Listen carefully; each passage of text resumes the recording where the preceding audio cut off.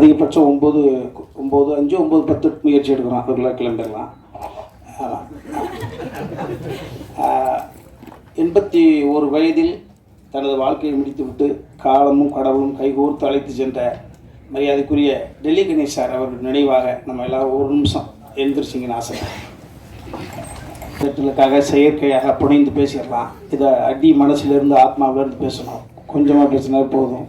படம் கூடிய சீக்கிரம் அதை தயாரிப்பாளர் சொல்லுவாங்க, அந்த ரிலீஸ் தேதியை தம்பி சொல்லுவார். அதனால் இது நான் சொல்ல ஆசைப்பட்டதை மரியாதைக்குரிய ராஜகோபால் சார் சொல்லிட்டாங்க. 3 தினங்களுக்கு முன்பு ஒரு பாரம்பரியம் உள்ள ஒரு யூனிவர்சிட்டியில் அர்ஜுன் சாருக்கு டாக்டர் பட்டம் கொடுத்தாங்கன்றது ஒரு அற்புதமான செய்தி. நீண்ட இடைவெளிக்கு பிறகு ஃபீல்ட் குட் டைரக்டர் சகோதரர் அதியமான் சார் மேடையில் இருப்பதெல்லாம் நான் பெருமையாக நினைக்கிறேன். எவ்வளவு பணம் சம்பாரிச்சோம், எவ்வளவு வெற்றிகளை கொடுத்த உழைப்பு உண்டு தான். ஸோ அதான் கஷ்டத்தை எவன் ஒருவனுக்கு கடவுள் அதிகமாக கொடுக்குறானோ ஆயுஸ் அவங்களுக்கு அதிகம்னு அர்த்தம். அதை நிச்சயமாக நான் நம்புகிறேன். நீண்ட இடைவெளிக்கு பிறகு சக இயக்குநர்களை மேலே பார்ப்பது சந்தோஷம். அதெல்லாம் தாண்டி ஒரு 77 to 87 10 வருட காலம் இந்த பூமியில் ஆட்சி செய்த ஒரு நாள் ஒரு மருந்துக்கு கூட சிறைக்கு போகாதவர்கள் மிகப்பெரிய புரட்சித் தலைவர் புகழை மிகப்பெரிய ஒரு கவசமாக இருந்து காத்த ஆரம்பி ஐயா அவர்களுடைய அருமை மருமகன், சுய ஒழுக்க சிந்தனையாளர், நேர்மையின் உச்சம், எல்லாரும் சேர்ந்து வந்து அமர்ந்திருப்பதைப் போல சத்யஜோதி தியாகராஜன் ஐயா வந்து அமர்ந்திருப்பதை நான் நினைக்கிறேன். இங்கே எம்ஜிஆர் நீங்களே, ஆரம் வீரப்பன் ஐயாவும் நீங்களே, எல்லோரும் நீங்களே. மகிழ்ச்சி ஐயா, எனது மகன் உமாபதி இயக்குநராக பரிமளிக்கக்கூடிய இந்த விழாவிலே நீங்கள் வந்து அமர்ந்திருப்பது, இவ்வளவு நேரம் அமர்ந்திருப்பது, நான் கூட நினச்சேன் பேசிட்டோட நம்பியெல்லாம்.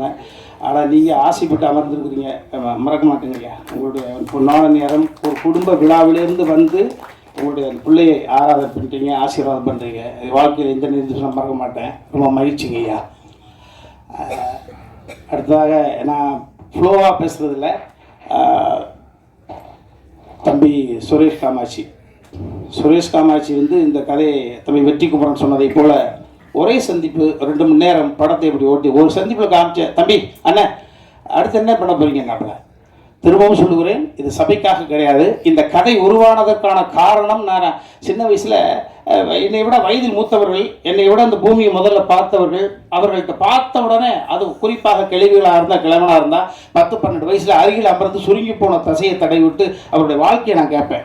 தாத்தாவுக்கு உனக்கு எத்தனை மாதிரி சண்டை பிடிச்சி ஃபஸ்ட் நைட்டே நினச்சா இல்லை கொஞ்சம் 5 நாள் சென்று நினச்சா சண்டை போட்டு பிரிஞ்சது பிறகு யார் முதல்ல போய் பேசுவாங்க? அப்படியா? ஓஹோ. இப்படி அந்த மலரும் நினைவுகளை கிளறி விட்டு அப்படியே கொட்ட வச்சிருவோம். கட்ட கட்ட கட்ட பேச்சு துணைக்கு ஆளாமல் இருக்கக்கூடிய பெரியவர்களிடம் பேசுகிற பொழுது அவர்கள் வாழ்ந்த வாழ்க்கையை வரிசைப்படுத்திடுவாங்க. ஸோ அது இளம் பிராயத்தில் எனக்கு ஒரு கருத்து. அதனால தான் வாயை திறந்தால் பேசக்கூடிய சக்தி இருந்ததுன்னா அதுதான் இந்த ஸ்டோரேஜ்.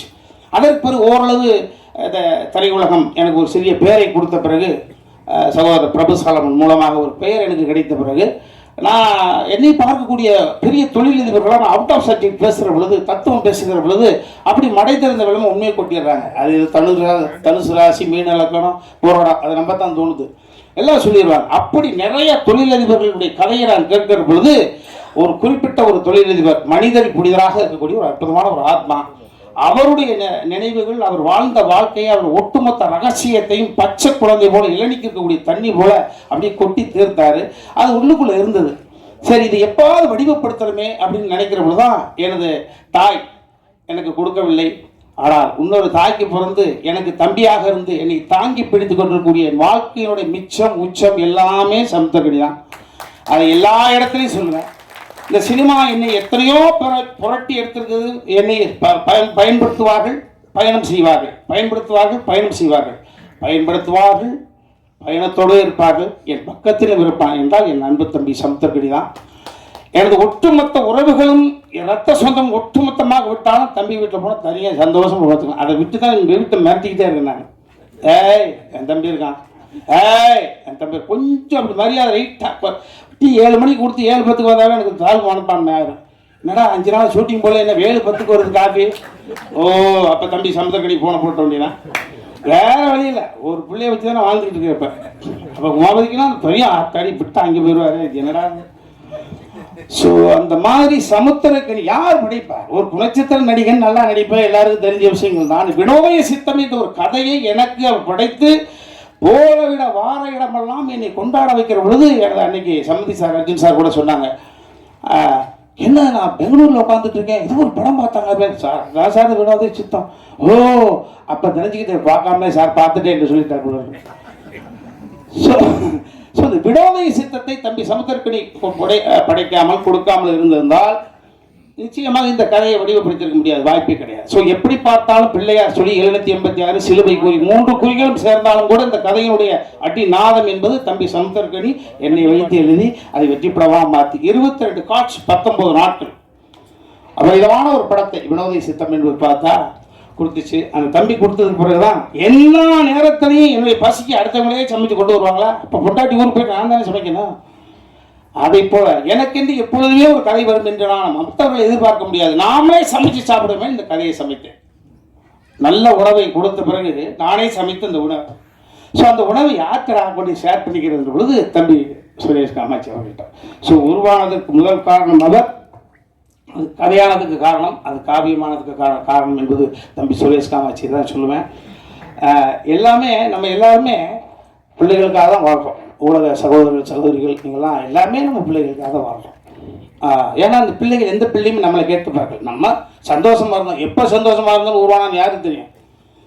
உன்னை நான் எதிர்பார்த்து வளர்த்தேன், எதிர்பார்த்து இருக்கிற வளர்க்குற எதுக்கு எதிர்பார்த்து வளர்க்க யார் ஒன்று ஏய் பெத்துட்ட வளர்த்த எதிர்பார்த்து வளர்த்து சொல்லுப்பா. 10 மாதம் அதையும் கூட நகைச்சுவைப்படுத்திருப்போம். என்ன 10 மாதம் உள்ளுக்குள்ள வரை இருட்டு, ஒரு ஃபேன் இல்லை, ஒரு லைட் இல்லை, பரண்டு படுக்க பெஞ்சு இல்லை, பேச்சு துடைக்க ஆள் இல்லை, அதை கூட நகைச்சுவை பண்ணியிருப்போம். அதே போல இந்த உலகத்தில் எதிர்பார்த்து எது கிடையாது. அவன் நம்ம கண்ணு முன்னால குழந்தைங்க ஸ்டடி ஆயிட்டாங்க அப்படின்னா அதுதான் இந்த பூமியில நம்ம 50 60 வயசுலையோ 70 வயசுலையோ 80 வயசுலையோ கண் மூடுகிற பொழுது நமது குழந்தைகள் இந்த உலகத்தில் தனியாக இருக்கிறார்கள், திறனாக அந்த நம்பிக்கை இருந்துச்சுன்னா அந்த ஆத்மா அமைதிப்படுகிறது, அமைதி அடைஞ்ச சொர்க்கத்துக்கு போகுது. ஐயையோ என்னடா முந்தா நாள் போனால் எங்கே இருக்கான்னு தெரியலையே, ஐயையோ அந்த பொண்ணு நான் இல்லைன்னா அப்படின்னா வாய் கோணிக்கு நரகம் தான். எவ்வளவு சொத்து இருந்தாலும் ஸோ அந்த வகையில் உயரத்தில் இருக்கக்கூடிய அனைவருமே துயரத்தில் தான் இருக்காங்க.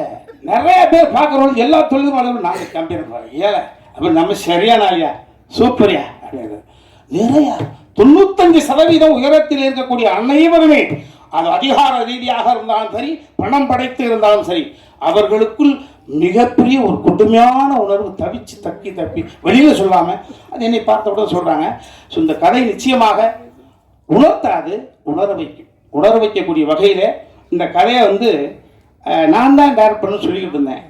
தம்பி சுரேஷ் காமிச்சு ஆச்சரியமாக போடு தம்பி சுரேஷ் பார்த்துச்சு, அண்ணே இனிமேல் புகழ வாங்கினேன். ஃபர்ஸ்ட் ஷாட் 2 பேரும் கம்பைன் டைரக்டர் போடணும்னு நினச்சிக்கிட்டு இருந்தோம். தம்பி ஒத்துக்க மாட்டேன்ட்டான், உமா ஒத்துக்க மாட்டேன்ட்டான். அப்பா நான் உங்களுக்கு அசோசியேட்டாக பண்ணி கொடுக்குறேன். ஆனால் ஃபர்ஸ்ட் டே என்னடா நான் த்ரூட்டாக நினைக்கிறேன்டா, நான் ஆக்சிடென்ட் மூஞ்சி கோடிடும்டா, கொஞ்சம் நான் ஓய்வு எடுக்கிற அப்படியே 2 பேரும் நான் த்ரூட்டாக நினைக்க போகிறேன், தம்பி அண்ணன் நடிக்க போது உனக்கு என்ன பிரச்சனை இல்லைப்பா டைவர்ட் ஆகக்கூடாது அப்படின்ற போது அப்போ சுப்பிரமணியபுரம் என்ற ஒரு படத்தினுடைய விஷயம். சுப்பிரமணியபுரம் என்ற படத்தில் தம்பி நீ என்னுடைய மகன் இருந்தால் யாரும் பார்க்க மாட்டாங்க, உன்னோட தனித்தன்மை என்ன இருக்கு, அவன் தனித்தன்மையை ப்ரூவ் பண்ணால் மட்டும்தான் அவன் மீது ஒரு மரியாதை வரும். ஸோ அந்த வகையில் சுப்பிரமணியபுரம் என்ற படம் அந்த படத்தில் அவன் தான் அப்பா டைரக்டரு, அப்போ ஹீரோ ஒத்துட்டாங்க. அப்போ தனித்தன்மை ப்ரூவ் பண்ணுவதற்கான ஒரு விஷயம் இதையெல்லாம் தம்பி சுரேஷ் காமாட்சி உள்வாங்கி அண்ணன் அழகா பண்ணுது தம்பி, நீங்கள் ஒத்துக்க மாட்டேங்கிறா தம்பி போங்க ஒரே நிமிஷத்தில் பேசி ஒர்க் அவுட் பண்ணி என்னை இயக்குநராக கொண்டு வந்திருக்காப்புல. அப்போ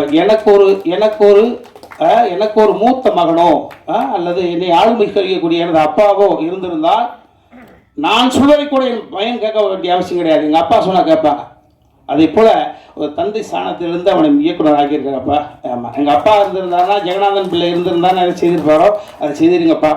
வாட் எவர் இட் இஸ், உன் வாழ்க்கையில் நாங்கள் 2 நேரம் கடந்திருப்போம். எவ்வளோ உயரத்துக்கு பாருங்க ஒன்று இருக்கு வேல் சென்றாலும் உனக்கு கடமைப்பட்டவனு சொல்லிட்டான். நான் சொல்லாமல் இருந்தது தான் சங்கட்டம், ரொம்ப மகிழ்ச்சி. ஸோ இந்த எல்லா தம்பிமார்களும் இந்த படத்தை நடித்த அத்தனையும் நிறைய நிகழ்வுகள் இருக்குது, அதை நாங்கள் ஷேர் பண்ணிப்போம். ஆமாம், மீண்டும் நான் சொன்னால் செயற்கையாக இருக்கும். இந்த படம் நிறைவாக வந்திருக்கு, எனக்கு பிடிச்சிருக்கு. ஆமாம், அது எனக்கு பிடிச்சிருக்கின்ற காரணத்தினால தான் இவ்வளோ நேரம் சிரித்தேன். பாருங்க, முகம் நல்லா இருக்குது. என் மனைவி வந்திருக்காங்க. ஆமாம், எனக்கு வந்து வாழ்க்கையில் ஏற்ற இறக்கம் எனக்கு இனிமேல் அவள் தான். எங்கள் அம்மா இல்லை, எங்கள் அப்பா இல்லை. என் தாயாகவும் தந்தையாகவும் இருந்து பார்க்கக்கூடிய மனைவி தன் மகன் எனக்காக வரல. அது திரும்பி சொல்கிறேன், அர்ஜுன் சார் எனக்காக வரல, அதையும் சொல்லி பண்ணேன் நான். ஆமாம், இதெல்லாம் நிறைய சொல்லி பண்ணான். என் மனைவி எனக்காக வரலன்றத பாருங்க, உமாபதிக்காக தான். ஸோ மகனுக்காக தந்தையை தாய்தான். அதே மாதிரி என் மகள் எந்த நிகழ்வுகளுக்குமே போனதில்லை. ஜஸ்ட் ஒரு கோல்டு மெடல் வாங்கின பிள்ளை. ஆமாம், அது வந்திருக்கு. என் மருமகன் மேலே உட்காந்துருக்காரு. அந்த வாய்ப்பு கிடச்சிச்சு. அவரே ஒரு 2 சீல் நடிக்க வச்சுக்கிட்டோம். ஓட்டு லாக் பண்ணி வச்சுருந்த மாதிரியா. ஆமாம் ஆமாம். அதே மாதிரி எங்களுடைய இன்னொரு மகள், எங்கள் குடும்பத்துக்கு வந்த ஐஸ்வர்யம், பெரிய பெரிய கொடை, காலம் எங்களுக்கு கொடுத்த கொடை. ஒரு 6-7 மொழிகள் பேசக்கூடிய அளவுக்கு வல்லமை. புரட்சித் தலைவி ஜெயலலிதா அம்மாவுக்கு பிறகு பல மொழிகள் பேசக்கூடிய சீதா பயணம் என்ற ஒரு படத்தில் அவங்களுக்காக வச்சு மிக பிரமாண்டமான படைப்பை, தனது மகளுக்காக ஒரு படைப்பை எடுத்திருக்காங்க அர்ஜுன் சார். ஆமாம், அவருடைய உடன்பிறந்த தங்கை அஞ்சனா பாப்பா வந்திருக்காங்க. இது ஒரு அற்புதமான குடும்ப விழா. அதை இனி பல வருடங்களாக பார்த்துருக்குறீங்க. அது அன்பு தம்பி சமுத்திரக்கு நீங்கள் 5:30 மணி ஃப்ளைட் பிடிச்சி பிள்ளை ஓடி வந்து உட்காந்துட்டுருக்கு. ரொம்ப மேலே சொல்கிற மாதிரி எல்லோருமே நல்லவர்கள் மாதிரி, நல்லவர்களெல்லாம் சேர்ந்து ஒரு காரியத்தை செய்கிறோம். அது நல்லதாகவே நடக்கும். அந்த நல்லதை உங்களோட மட்டும்தான் நாங்கள் செய்வோம். எனக்கு இனிமேல் ஒன்றும் பிரச்சனை கிடையாது. கனவுகள் நிறையாக இருக்கிறது. இந்த அவையில் அமைந்திருக்கக்கூடியவர்களுடைய துயரத்தில் ஷேர் பண்ணிக்கின்ற நிறைய நாள் கனவு. இப்போ தான் மகளுக்கு கல்யாணம் ஆகிருக்கு. நான் வல்லமை கொண்டவனாக எனக்கு வந்து இருக்கிற பொழுது நிச்சயமாக அதை உங்களோட நான் ஷேர் பண்ணிப்பேன். ஏன்னா உலக விழதான், எவனுக்கு எப்போ எதுன்னே தெரியாது. இந்த படம் நிச்சயமாக இந்த ராஜா கிளி கூண்டுக்குள்ளே இருந்துச்சு. இப்போ ஒரு அற்புதமான தருணத்தில் கூண்டு விட்டு வெளியில் வந்து பறக்குது. மறுபடி எங்கள் ஐயா சொன்ன மாதிரி தான் தங்க கிளியாக பவனி வர எல்லாம் இறைவனை பிரார்த்தனை பண்ணிக்கிறேன்.